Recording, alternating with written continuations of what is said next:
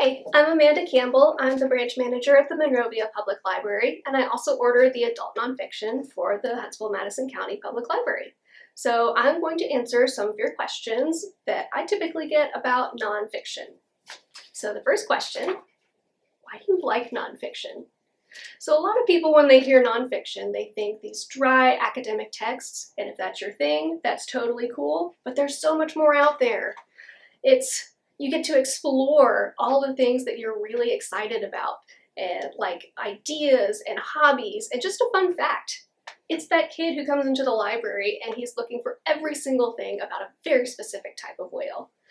It's the lady who just bought some land and is looking to start a sustainable farm. It's the person who is really into minimalism and they come in every single time with a new tip or a new perspective each time they read a different book. These are my real Monrovia patrons. Shout out to you guys. I love your curiosity. I love seeing that spark when someone comes in with an idea, and I love getting to be part of their journey. Next question. I started a new hobby in quarantine. How can I find books about it? Great question. My quarantine hobby was wildflower identification. So from home, you can access our catalog through catalog.hmcpl.org and type in a keyword to search. Try something really simple like sourdough or watercolor and press search to get your results. If you're using our curbside service but you really miss that browsing experience, go through the search results and find a book that belongs to the Madison or downtown locations. Those are our biggest nonfiction collections. And next to the call number, you'll see a Browse Shelf button. From there, it'll pop up our shelf viewer, and you can click through and browse the collection just like you would in the regular branch building. Place your holds, and you're good to go. So if your new thing isn't so straightforward, or if you're not really seeing the results that you want, contact your librarians, either through your local branch or emailing askus@hmcpl.org. We're here to help you. So next question. What even is the Dewey Decimal System? You've all heard it since elementary school, but what is it?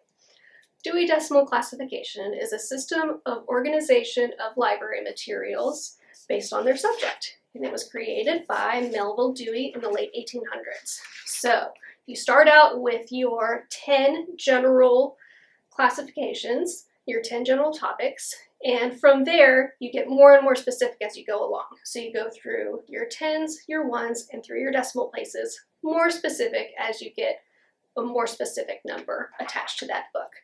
So what you end up with is all the same books on one topic shelved in the same place in the library. So next question, why is it different at Madison? Okay, so this system was created in the late 1800s. And topics have been added and adjusted over time, but for a long time it's been this same general structure of 10 classes. And the way that these are laid out is not really the way that most people would browse a collection. So for example, a lot of people come into the library looking for business books. And I would tell you, well, you can find leadership over in the 100s where you typically find self-help books. You'd find the financial aspects of it over in the 300s, and you would find the management books over in the 600s. That's super confusing. So Madison piloted this project that ended up being a combination of Dewey and BISAC, which is the bookstore style of classification, and it's much more flexible. So at Madison, you'll see this overarching subject of business and money. Makes total sense. But underneath it, you still have that classic Dewey number that now serves as subheadings. So be on the lookout for this more bookstore style shelving in our new North and South Huntsville branches as well. Okay, let's change gears a little bit and talk about some recommendations. So I only read fiction. What nonfiction should I try? Good question, and it's a really broad question and it would change for each individual, but I'm going to ask you whether you're a plot person or a character person. If you're a plot person, I would recommend Erik Larson. He is the go-to for introducing people to nonfiction. He writes mainly history, And this one, Devil in the White City, is really good, really exciting. It also has true crime, and it's about the 1893 Chicago World's Fair, and also has a serial killer in it. Super exciting. The next one that I really enjoyed was The Ghost Map by Stephen Johnson. And subtitles are really informative in nonfiction. This one is The Story of London's Most Terrifying Epidemic and How It Changed Science, Cities, and the Modern World. So you get some science, but ultimately this is like a buddy detective book where they're trying to figure out this epidemic. And it's in Victorian London, so they have very little understanding of science. In the beginning, they think it's miasma, so they think that the air is infected. So it's really hard for the scientists to figure out, okay, what's really going on here? Very exciting. Now, if those are a little too intense for you right now, you also have things like The Feather Thief by Kirk Wallace Johnson. And this subtitle is Beauty, Obsession, and the Natural History Heist of the Century. So you still get that exciting true crime element, but it's more nature and obsession than something a little more gruesome. Okay, so if you're a character person, that's totally me, I would recommend memoirs and essay collections. And I picked a few here out that are a little more literary. So the first one is by Dani Shapiro. She writes several memoirs. This one's her latest. It's a memoir of genealogy, paternity, and love called Inheritance. And in this one, she has recently done one of those like DNA tests and figured out that an aspect of her heritage, her identity, isn't really what she thought. So this whole book, she's exploring what her new identity means now and her relationship with her family that she didn't know this information. So a lot of soul searching in this one. The next one is Trevor Noah's Born a Crime, and I specifically picked this one out on audio because it's fantastic to listen to. Trevor Noah himself reads it, and it's his coming of age, his stories growing up in South Africa. So you can get into some heavy topics like apartheid, but he is so funny in telling his stories that you get this opportunity to laugh and learn all at the same time. And the next one is Ordinary Girls by Jakira Diaz. And this one I read just in the last year and I loved it. The language is beautiful. She was born in Puerto Rico and grew up in Miami. Her father's not really in the picture and her mother has schizophrenia, so she really raised herself. She was alone a lot. She went through a lot of hard times, but she had some great friends along the way. And so this is the story of her growing up and figuring herself out. And I love that it's not just a straight linear memoir. She tells these stories and connects them through emotions and feelings and what she learned from them. So it's not your typical, this is what happened in my life memoir.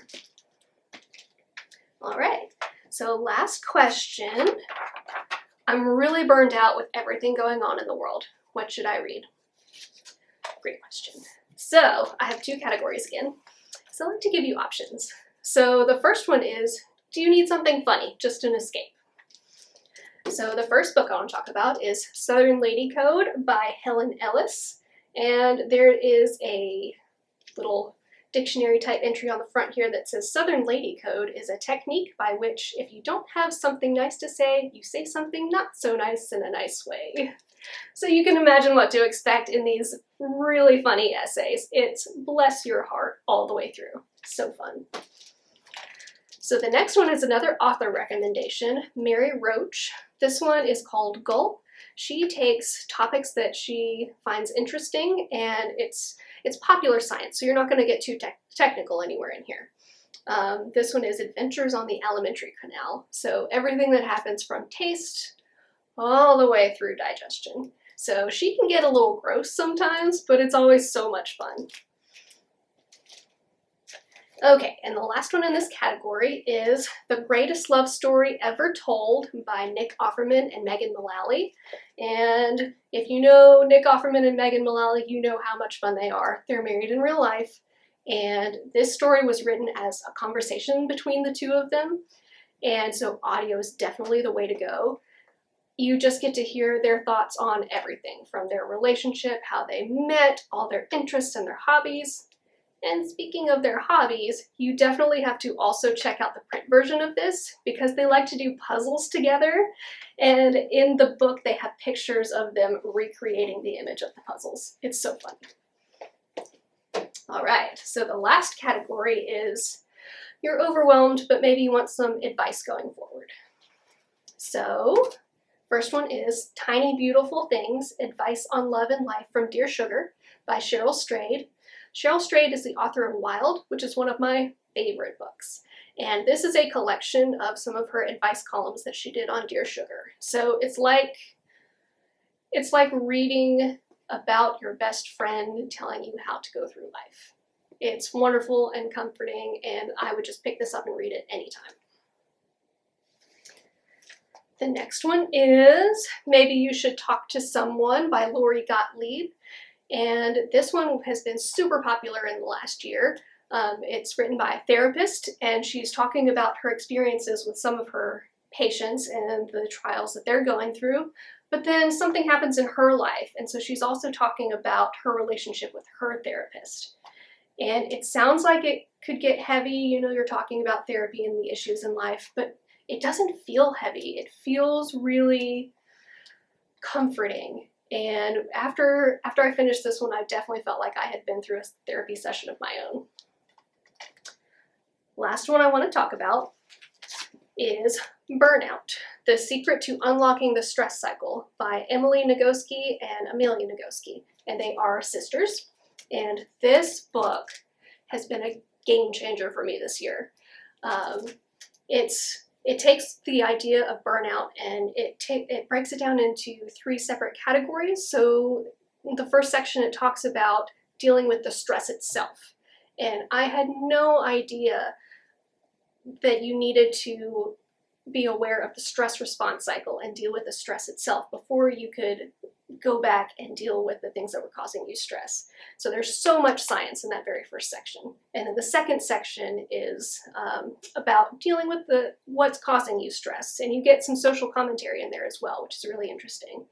And then the third section is a plan to move forward. So I really wanted to talk about this book because it talks about what nonfiction can really do. You get science, you get social commentary, you get self-help. There are some funny moments in there as well. I listened to this one and then went back and checked out the book so I could go through some of the worksheets in here. So, nonfiction is really great. There's something out there for everyone. It can help you through things. It can distract you from things. And it's just something you should give a chance. So I hope you found something that you can take away from this. If you like what we had to say, like and subscribe this channel for more fun book talk as well.